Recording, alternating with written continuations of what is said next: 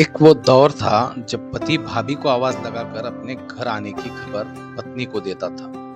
पत्नी की छनकती पायल और खनकते कंगन बड़े उतावलेपन के साथ पति का स्वागत करते थे।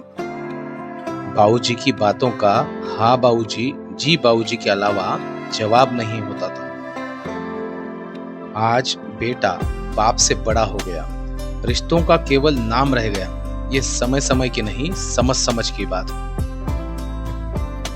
बीवी को तो दूर बड़ों के सामने हम अपने बच्चों तक को नहीं बतलाते थे। आज बड़े बैठे रहते हैं पर सिर्फ बीवी से ही बतियाते हैं। दादू के कंधे मानो पोते पोतियों के लिए आरक्षित होते थे। काका जी ही भतीजों के दोस्त हुआ करते थे। आज वही दादू ओल्ड हाउस की पहचान है। काका जी बस रिश्तेदारों की सूची का एक नाम है। बड़े पापा सभी का ख्याल रखते थे। अपने बेटे के लिए जो खिलौना खरीदा वैसा ही खिलौना परिवार के सभी बच्चों के लिए लाते थे। ताऊ जी आज सिर्फ पहचान रह गए और छोटे बच्चों को पता नहीं कब जवान हो गए।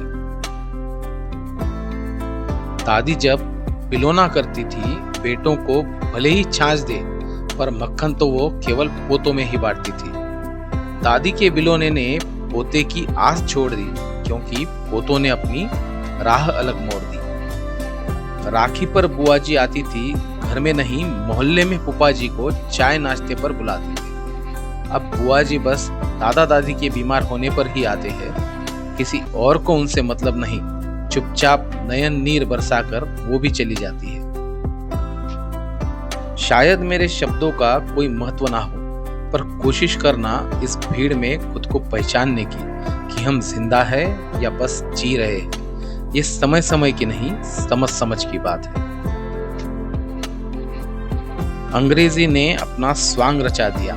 शिक्षा के चक्कर में हमने संस्कारों को ही भुला दिया।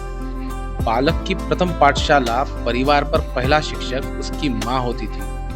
आज परिवार ये नहीं रहे तो पहली शिक्षक का क्या काम। वो दौर कुछ और था, ये दौर कुछ और है। ये समय समय की नहीं, समझ समझ की बात है।